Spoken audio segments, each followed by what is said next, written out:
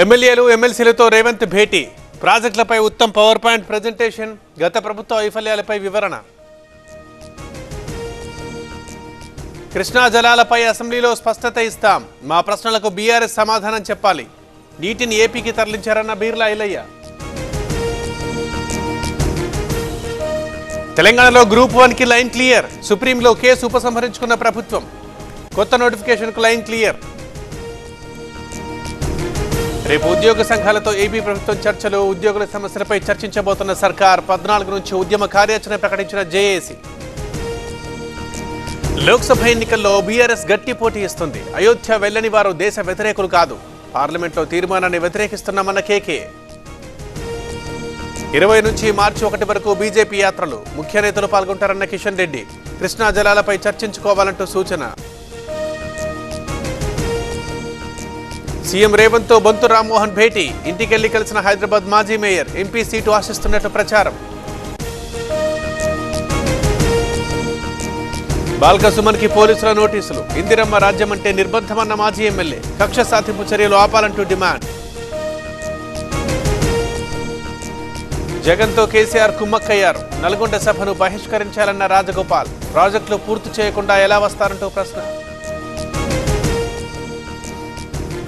ఇద్దరు మంత్రులు ఓడిపోతే నన్నే అంటారు పార్టీలో ఉండి ఓడించను సీఎం తనకు పరీక్ష పెట్టారన్న బాలినేని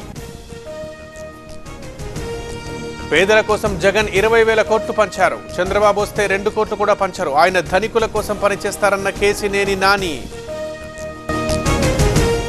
తిరుపతి లోక్సభ ఉప ఎన్నికల్లో దొంగ ఓట్ల వ్యవహారం పోలీస్ అధికారులపై చర్యలు ప్రారంభించిన ఈసీ 4 పోలీసులపై వేటు